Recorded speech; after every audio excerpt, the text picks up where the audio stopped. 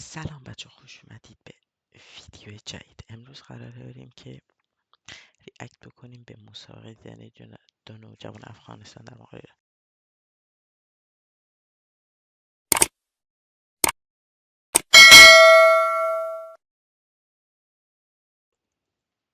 نوید بوستانی، شایان عسکری. ماشاءالله.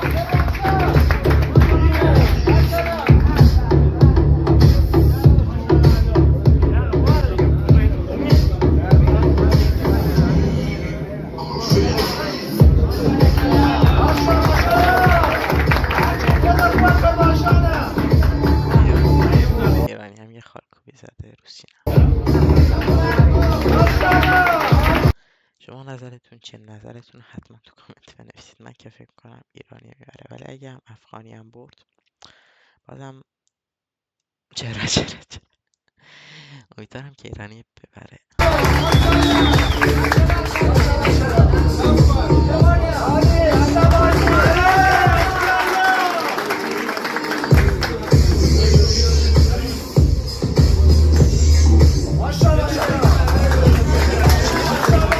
حسین روشن، سینا جعفری. ماشاءالله.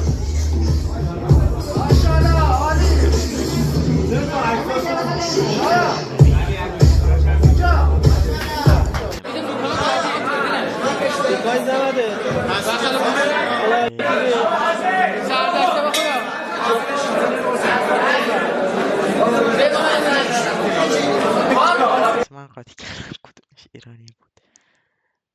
اینجا شورت ایرانی است.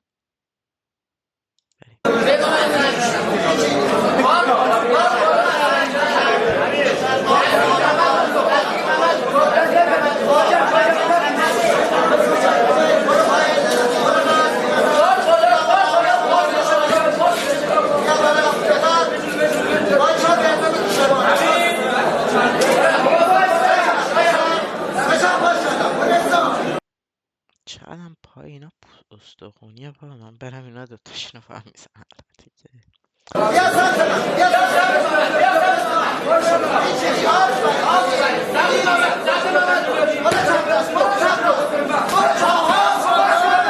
چه ضربه با پای زد، حیف دوربین نشون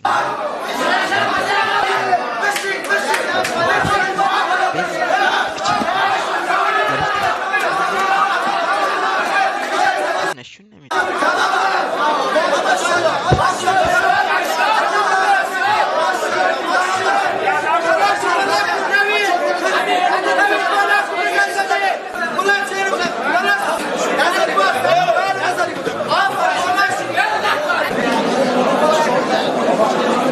کنم که راند اول ایران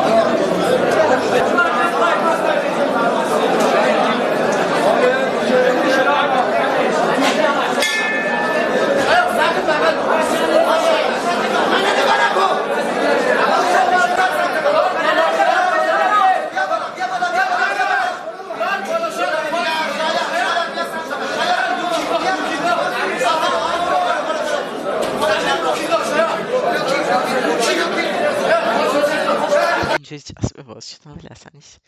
یعنی من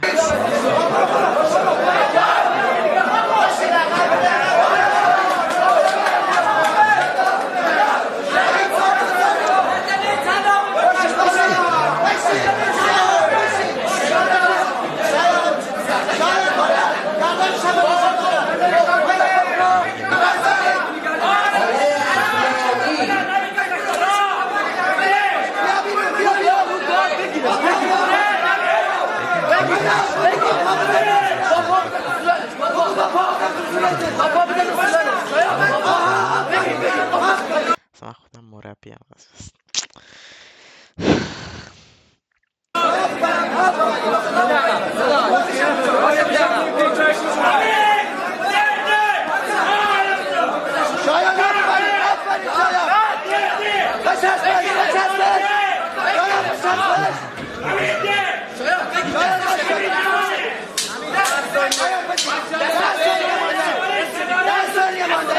Keep it. انگار که دور اول ایرانی برد و دور دومم افغانی و الانه که جذاب میشه دور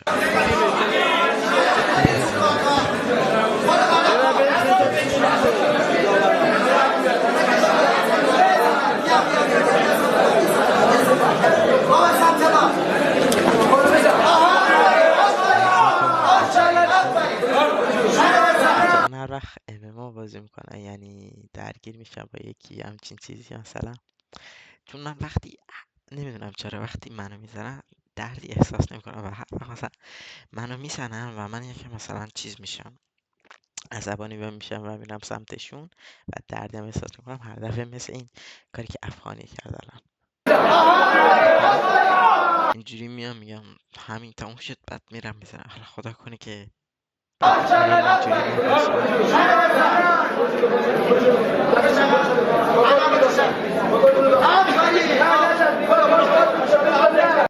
من باید برم MMA ثبت نام کنم یه راست دیگه بعد UFC بره به حبیب و این پسرخالای به امام زمان یک چکی میدن که تو لوله دماغت خون در بیاد.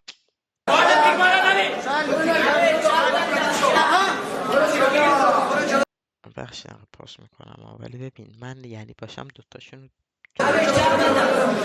اگه تو یوتیوب کنید و یعنی یه ویدیو میذارم اگه شد یه ویدیو درگیر من با یکی از دوستان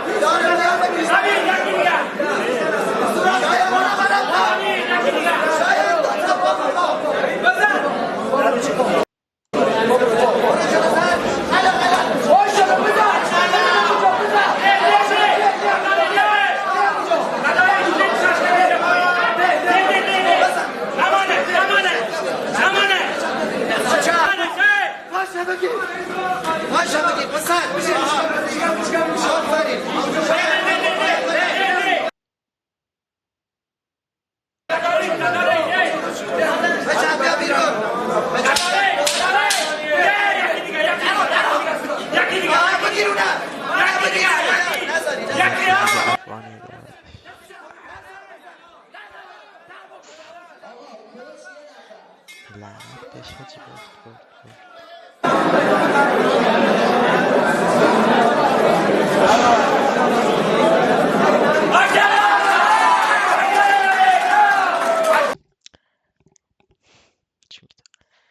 من یه روز انتقامم از این یارو میگیرم. حالا میبینی